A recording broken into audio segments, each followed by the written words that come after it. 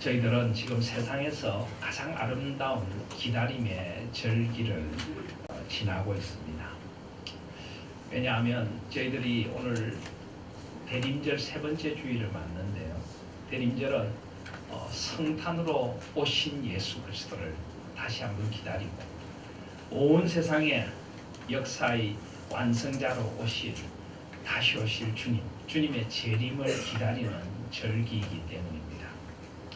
주님의 초림과 주님의 재림, 이것은 역사의 의미를 새롭게 했고 역사의 진정한 완성이 있음을 보여주었습니다. 우리는 그 역사의 시작과 마침이 되시는 주님을 기다립니다. 그래서 이 절기가 정말 의미가 있는 절기인 것입니다. 여러분, 그런 가슴 설렘으로 기다리고 있습니까? 이 대림절을 영어로 어드벤트라고 하는데요. 이 어드벤트라고 하는 말은 원래 로마의 황제가 또는 위대한 장군이 전쟁을 하러 나갔다가 돌아오는 것을 기다리는 것을 어드벤투스라고 불렀습니다. 승리를 쟁취하고 온 백성들의 환호 속에서 그 살아남은 모든 병사들과 함께 돌아와 개선 행진을 할 때 그 모습을 어드벤투스, 바로 그들을 기다린다, 그런 가슴 벅참으로 돌아오는 그들을 기다리는 그 모습, 바로 이것이 대림의 절기인 것입니다. 그런데 로마의 황제나 군인은 세상의 권력과 힘으로 다른 이들을 제압하고 돌아왔지만 예수 그리스도는 온 세상을 주님의 나라로 온전히 회복하기 위해 다시 돌아오실 것입니다. 그래서 우리는 이 세상의 기다림과는 비교도 안 되는 그런 가슴 벅찬 기다림으로 주님의 다시 오심을 기다립니다. 한 해의 끝자락에 서서 지나온 시간들을 돌아보면 우리 마음에 여러 가지 회한들이 남습니다. 아쉬움도 있고 슬픔과 후회도 남습니다.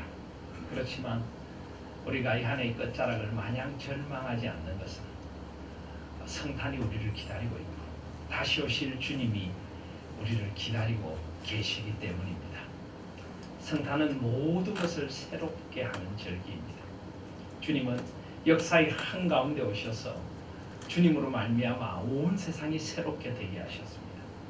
그래서 우리는 역사를 예수 그리스도 전, 기원 전, BC, before Christ, 그리고 예수 그리스도 후, AD, 아노 도미니, 주님의 해, 주님이 주인 되시는 시간들, 그렇게 우리는 역사를 나눕니다.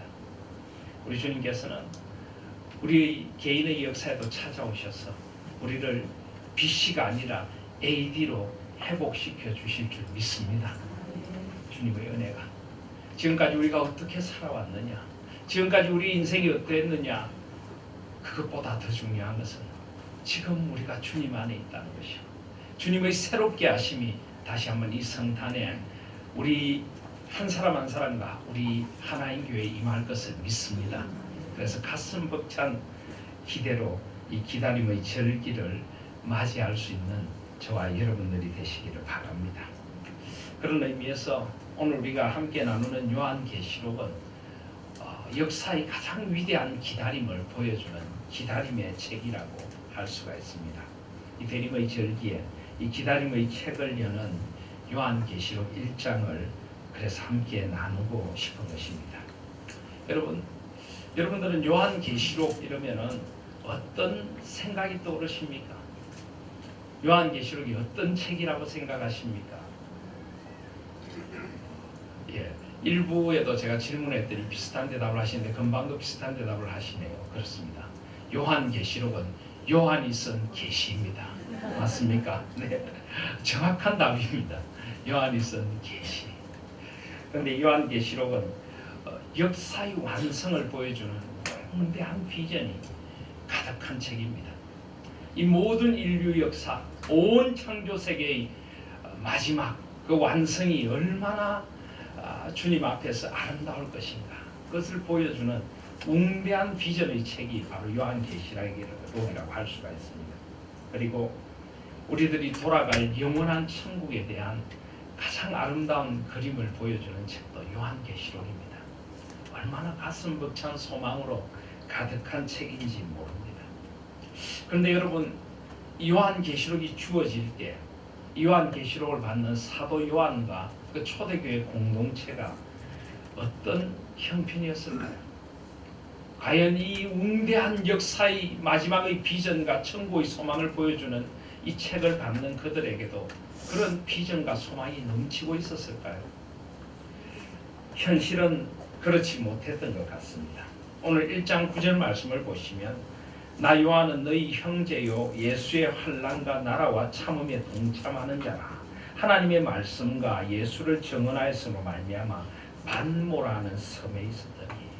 지금 사도 요한은 반모라 하는 섬에 있었다라고 합니다. 이 반모라고 하는 섬, 파트모스라고 하는 섬인데요. 이 섬은 에게해 상에 있는 섬입니다. 에게해는 지중해 동쪽에 아주 아름다운 바다죠.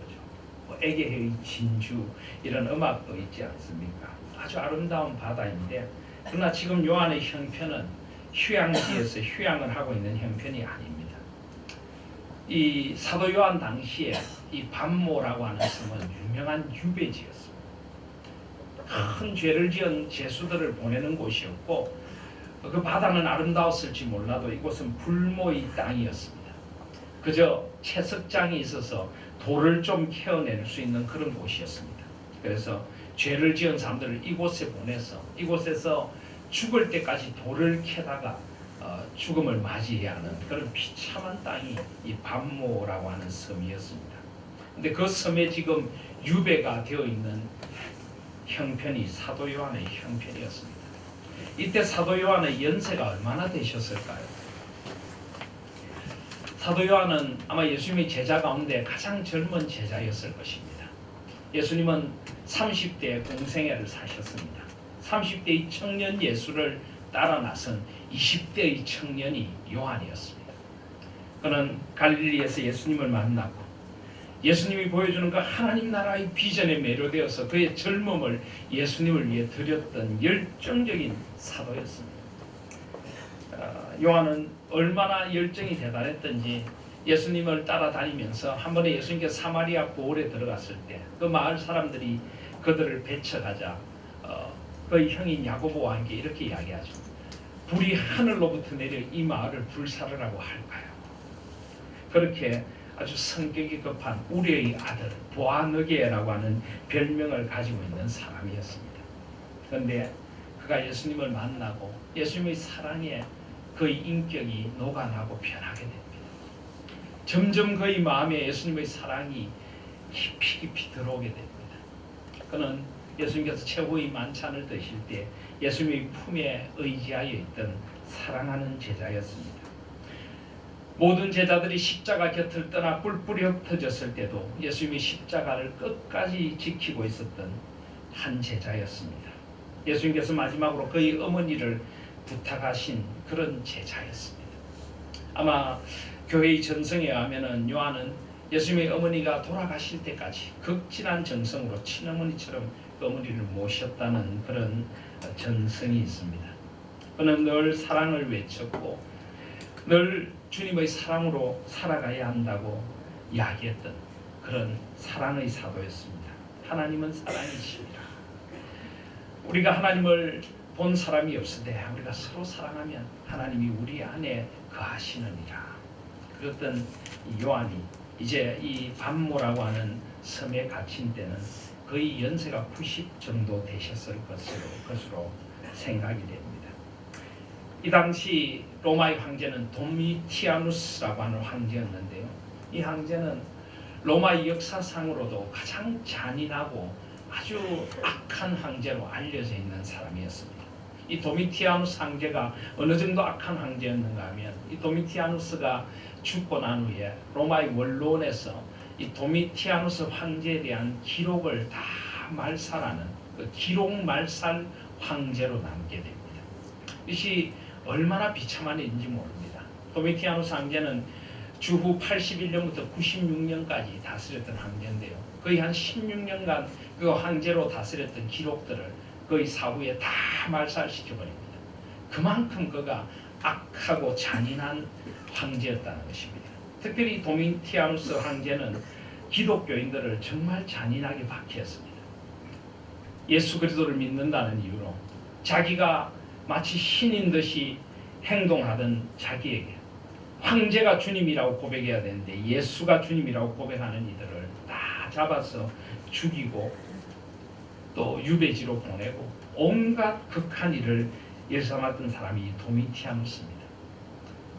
기독교인들을 짐승의 먹이로 던져주기도 하고 원형 경기장에 사람들을 모아놓고 짐승과 경기를 시키고 그것을 즐겁게 바라보며 죽어가는 그리스도인들을 조롱했던 사람이 도미티아누스입니다.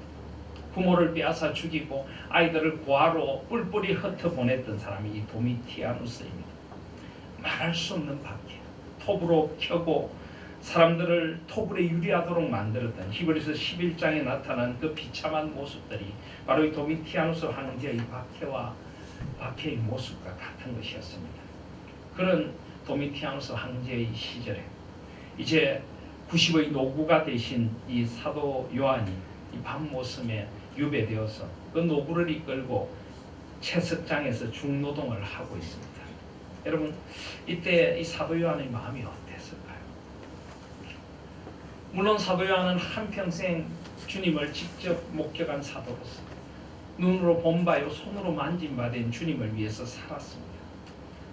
많은 교회를 세웠고 그리스도인들에게 복음을 전하며 한평생 목회자로 살았습니다. 그런데 그의 말년은 너무 쓸쓸한 것 같습니다. 그리고 그가 그토록 사랑으로 세워갔던 성도들은 이 로마 황제의 권력 앞에서 무수히 죽고 쫓겨가고 온갖 고난과 아픔을 겪고 있습니다. 이때 사도 요한의 마음에 어떤 생각이 들었을까요? 주님을 직접 목격하고 부활의 주님을 본 그의 믿음은 흔들리지 않았겠지만 주님 어디에 계십니까? 주님 지금 무엇을 하고 계십니까? 우리가 이런 고통을 받고 있는데 이런 고난을 겪고 있는데 주님은 도대체 어디에 계십니까? 주님 왜 우리의 이 고난을 돌아보지 않으십니까? 저 사랑하는 성도들이 저렇게 죽어가는데 주님 무엇을 하고 계신다는 말입니까? 아마 사도 요한의 마음에도 그런 깊은 물음표가 드리워져 있었을 것입니다. 그런 아픔과 슬픔을 안고 그는 지금 밤모라고 하는 섬에 있습니다. 그런데 여러분, 바로 그때 주님께서 이 사도 요한을 찾아오십니다. 그리고 주님의 말씀이 바로 8절입니다. 주 하나님이 이르시되 나는 알파와 오메가라. 이제도 있고 전에도 있었고 장차 올 자요 전능한 자라. 여러분, 이때 이 말을 듣는 사도 요한의 마음이 어땠겠습니까? 알파와 오메가라. 여기 알파라고 하는 것은 원래 성경이 기록된 이 그리스 헬라어의 제일 첫 번째 알파벳의 첫 글자입니다. 그러니까 나는 시작이다. 그리고 이 오메가라고 하는 것은 알파벳의 제일 마지막 글자입니다. 나는 마침이다. 주님이 지금 나타나셔서 그렇게 말씀하시는 겁니다. 요한아, 내가 알파고 내가 오메가야. 너는 결코 이 밤모라는 절의 고도에 이 섬에 쓸쓸하게 버려진 존재가 아니고 지금 이 박해와 이 고난 속에 있는 그리스도인들도 나에게서 버려진 존재가 아니야. 내가 여전히 역사의 주인이고 내가 여전히 역사의 시작이고 역사의 마침이야. 내가 함께하고 있단다. 이제도 있고 전에도 있었고 장차 올 자요 전능한 자라. 과거도 나의 것이고 지금 현재도 나의 것이며 미래도 나의 것이야. 이제도 있고 전에도 있었고 장차 올 자라. 여기 장차 올 자라는 것은 원래는 현재 분사형입니다. 오고 계시는 분, 그리고 그분이 전능한 분이라. 주님은 지금 이 말씀을 하시고 싶으신 것입니다. 그들이 받는 그 고난과 박해가 주님과 무관한 것이 아니라는 것입니다. 비록 인간적으로 너무나 힘든 시간을 지나고 있지만 이 시간도 주님의 시간표 안에 있는 것이요. 이 고난에도 주님이 주시는 세상이 알 수 없는 의미와 위로가 있다는 것입니다. 그리스도인들이 그 지난한 고난과 박해를 받아야 할 주님의 뜻이 있으셔서 지금 그 고난의 자리를 지나고 있다는 것입니다. 나는 역사의 알파와 오메가라. 여러분, 이것을 믿으십니까? 주님은 이것을 실제로 교회의 역사 가운데 보여주셨습니다. 그들이 그토록 지독한 박해를 받으면서 끝까지 신앙의 절개를 잃어버리지 않는 모습들, 사자에게 찢겨 죽어가면서 찬양을 부르는 모습들을 보고 그 관중석에서 환호를 지르던 사람들은 두려움을 느끼기 시작했습니다. 정말 하나님이 살아계신다면 저런 일이 일어나지 않을까? 어떻게 하나님이 없다면 저런 모습으로 저들이 죽음을 맞이할 수 있을까? 그들은 서서히 그 박해받는 그리스도인들의 모습 속에서 살아계신 주님을 보기 시작했던 것입니다.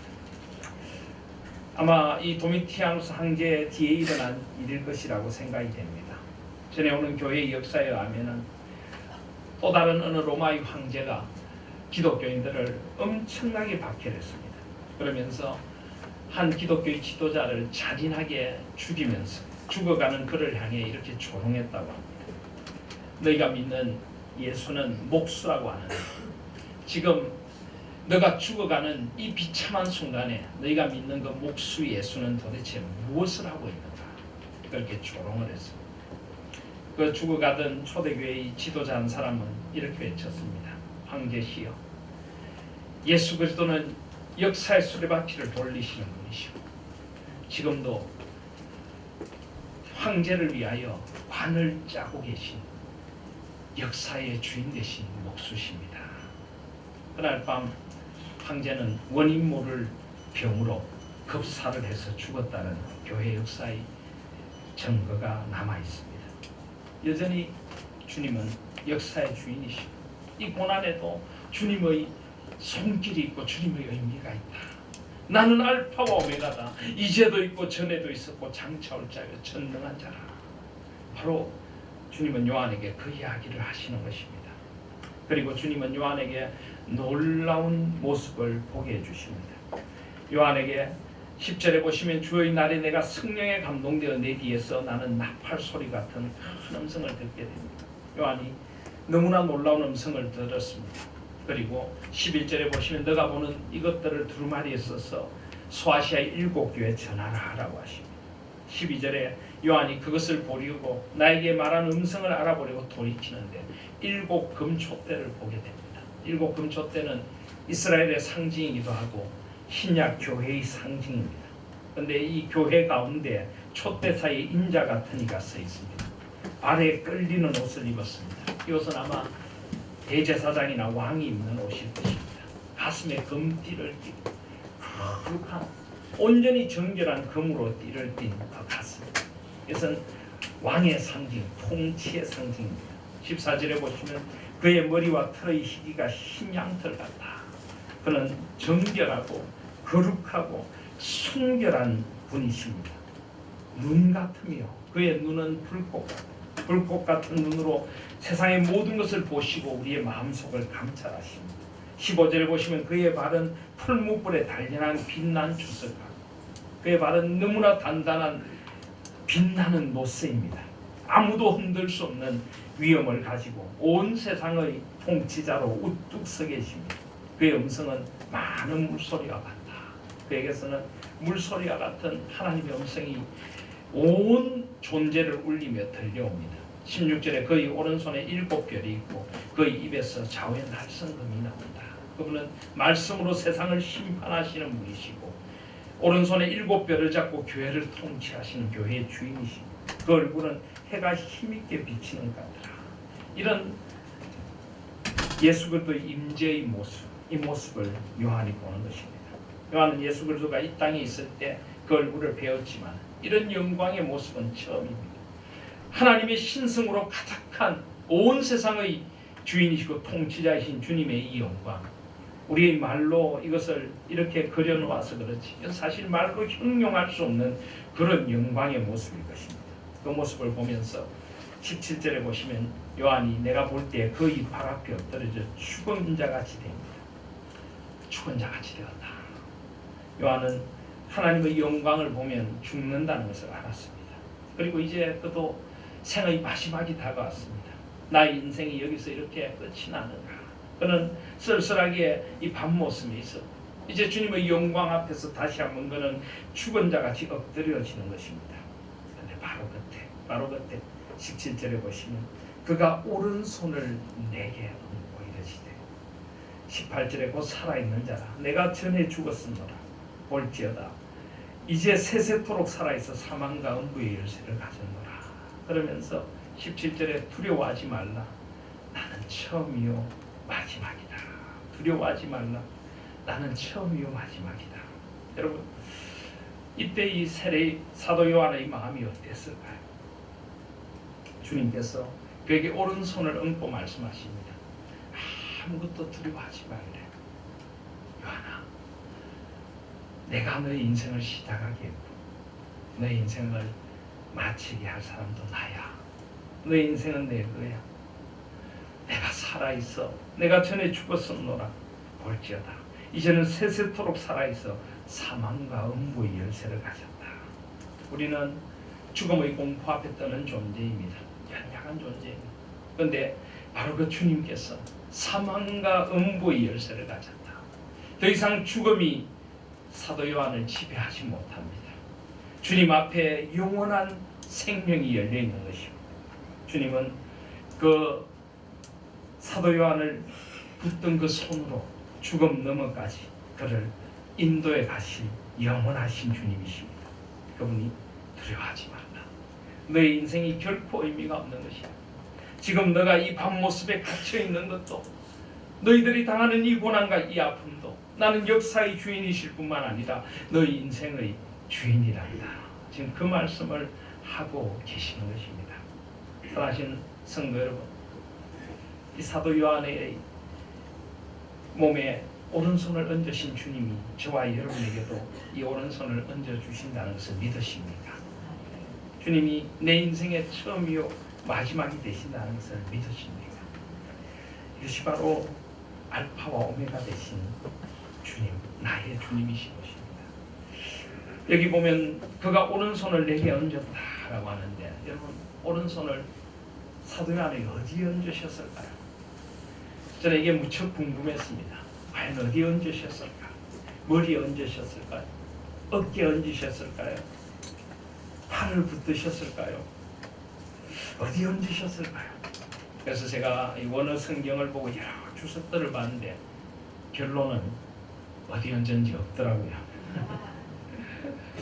주님께서 말씀을 하지 않습니다. 그냥 사도 요한 위에 얹었다. 왜 말씀을 하시지 않으셨을까? 제가 이 말씀을 한번 묵상해 봤습니다. 왜 어디라고 말씀하지 않으셨을까? 이것은 어쩌면 사도 요한에게 지금 가장 아픈 곳, 그의 쓰리고 쓰린 마음, 그의 미어지는 가슴, 그의 박해받아 상처난 몸, 가장 아프고 가장 여린 곳에 주님께서 손을 얹으셨다는 그런 말일 것입니다. 왜 그 부위를 쓰지 않으셨을까요? 그래서 어쩌면 나에게도 이 손을 얹어주신다는 말씀일지 모르겠습니다. 여러분의 가장 마음 아픈 곳이 어디입니까? 여러분의 가장 깊은 상처는 어디입니까? 여러분의 가장 병든 부분은 어디입니까? 아마 주님께서 그 부분에 오른손을 얹어주시리라고 믿습니다. 그분의 오른손을 얹으시며 두려워하지 마. 내가 너의 인생의 주인이야. 내가 너의 인생을 시작했고 너의 인생을 완성시켜 줄 사람도 나야. 나. 내가 너와 함께 있지 않니? 전에도 내가 너와 함께 있어. 지금도 너와 함께하고 영원히 내가 너와 함께할게. 그렇게 우리를 그 오른손으로 어루만져 주시는 분이 우리 주님이십니다. 믿으십니까? 이것이 바로 주님이 내 인생의 알파와 오메가 되심의 의미입니다. 여러분 세상의 잣대로 자신을 평가하지 마시기를 바랍니다. 세상은 사람들을 줄 세우기를 하기를 즐겨합니다. 가진 것으로 배운 것으로 세상의 생긴 것으로 사람들을 줄 세웁니다. 나 주님은 우리를 절대 그렇게 줄 세우시는 분이 아니십니다. 주님은 우리 한 사람 한 사람이 소중한 것입니다.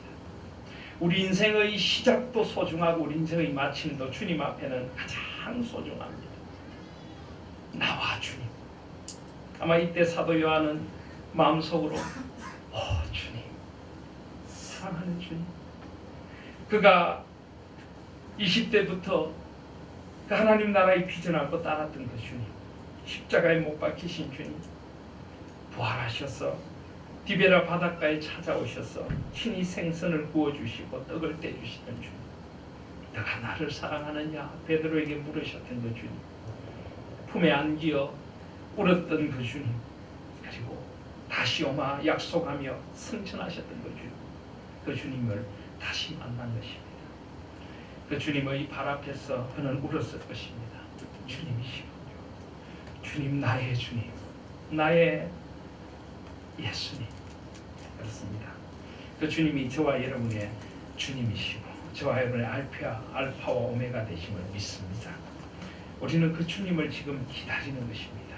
그 주님이 분명히 성탄으로 우리 가운데 임하셨고 분명히 다시 오실 것입니다.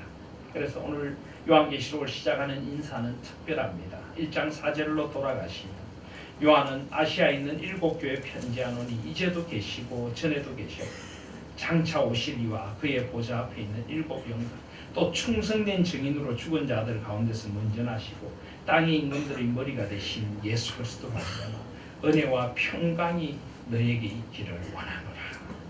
여기 보시면은 이제도 계시고 전에도 계셨고 장차 오실 이. 주님은 사실 이렇게 이 인사를 시작하십니다. 그의 보좌 앞에 있는 7명 하나님과 성령 하나님과 또 충성된 증인으로 죽은 자들 가운데 먼저 나신 예수 그리스도, 땅의 임금들의 머리가 되신 예수 그리스도, 그 삼위 하나님께서 우리 인생의 주인이시다. 그분의 은혜와 평강이 너에게 있기를 원하노라. 그렇습니다. 정말 주님께서 내 인생의 알파 오메가시라면 우리에게는 은혜가 있습니다. 우리에게는 세상이 빼앗을 수 없는 평강이 있을 줄 믿습니다. 아무리 세상이 우리를 흔들어 놓을지라도 우리의 그 사람이 점점 늙어가고 후패해갈지라도 우리 마음의 소망은 날로 새로워지는 줄 믿습니다. 주님이 내 인생의 주인이시고 내 인생을 가장 아름답게 마무리 지어주실 분임을 믿기 때문입니다. 그분이 주시는 그 은혜와 평강이 우리의 마음에 넘치는 것입니다. 성탄은 은혜와 평강으로 오신 주님의 이야기입니다. 우리는 이 성탄절이 되면은 하늘에는 영광이요 땅에서는 평화다라고 합니다. 그러나 여러분 성경을 자세히 보시면 하늘에서는 그냥 영광이 아닙니다. 하늘에는 하나님께 영광이요. 하나님이 사라진 영광, 하나님이 사라진 성탄의 기쁨, 성탄의 쾌를, 그런 것은 사실은 헛된 것입니다. 오직 하나님께 영광. 그리고 땅에서는 그냥 평화가 아니라 기뻐하심을 입은 사람들 중에 평화. 예수 그리스도 안에 있는 사람들에게 진정한 평화가 있는 줄 믿습니다. 주님께 모든 것을 맡기고 그분이 내 인생의 알파 오메가라고 고백하는 이에게 세상이 줄 수 없는 평강과 평화가 흐르는 것입니다. 그의 피로 우리 죄에서 우리를 해방하셨다. 그렇습니다. 우리는 더 이상 죄의 노예가 아닙니다. 세상의 노예가 아닌 것입니다. 우리는 그리스도로부터 죄로 자유함을 입은 자유자인 것입니다. 마음껏 주님을 노래하고 마음껏 은혜를 노래하고 마음껏 하나님의 평화를 누리는 해방 대신 해방시켜 주신 주님 안에 살아가는 자유자인 것입니다.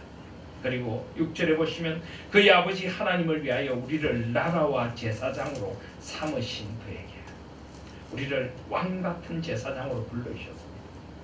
우리가 세상에서 무엇을 가졌느냐, 무엇을 우리가 누리느냐, 그것이 중요한 것이 아닙니다.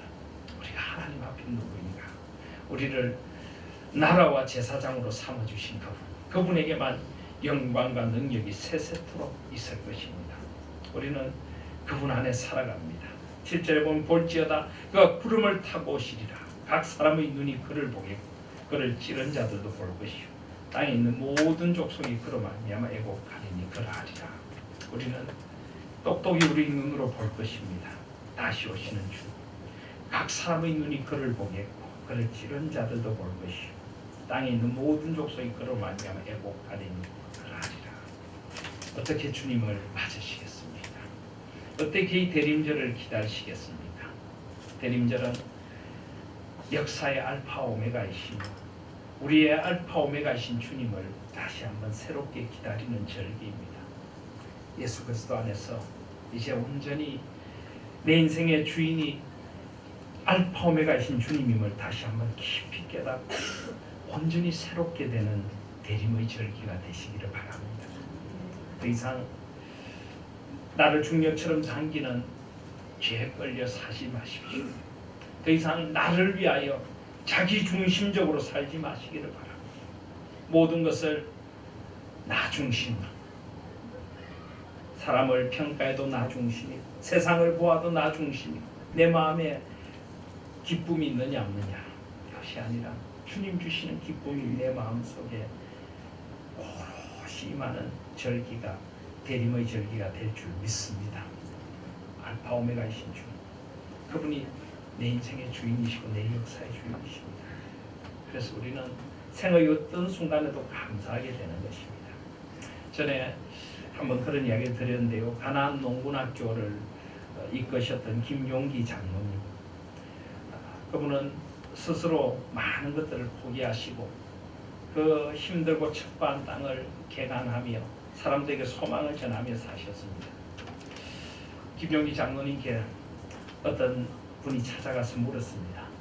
장로님 행복하십니까? 그러니까 장로님께서 이렇게 대답하셨습니다. 행복이요? 아니요. 감사합니다. 감사합니다. 여러분, 행복을 추구하면 결코 행복할 수가 없습니다. 그러나 내 주위에 모든 것을 둘러보십시오. 얼마나 감사한지요. 얼마나 감사한지요. 주님이 내 인생의 알파 오메가가 되셔서 내 인생의 진정한 의미를 깨닫게 해주셨다. 나를 주님 안에서 온전히 새로운 소망으로 살게 해주셨습니다. 감사하지 않습니까? 감사합니다. 이 한 해 이 끝자락에 내 인생의 알파 오메가 되신 주님 앞에서 내 인생에 주신 것들 하나하나 헤아려보고 또 내 인생의 고난과 아픔의 자리조차도 감사로 바꾸어가는 시간들이 되시기를 바랍니다. 그리고 그분이 내 인생의 알파 오메가시기에 우리는 이제 더 이상 두려워하지 않습니다. 처음이요 마지막이신 그분 앞에서 새로운 인생의 꿈을 꾸는 것입니다. 우리의 남은 시간들이 얼마이든지 그 시간은 이제 주님 앞에서 새로운 시간들입니다. 알파 오메가이신 주님 앞에서 가장 아름다운 꿈을 꾸시고 가장 아름다운 생의 시간들을 살아가시기를 바랍니다. 그분이 대림으로 우리 가운데 임하십니다. 우리 교회의 알파 오메가가 되시고 우리 가정의 알파 오메가가 되시고 내 삶의 자리자리에 알파 오메가 되신 주님이 저와 여러분과 함께 하실 것입니다. 이제도 전에도 오고 계시며 장차 오실 것 전능하신 것 그분 안에서 가슴 벅찬 대림을 맞는 저와 여러분들이 되시기를 주님의 이름으로 축복드립니다.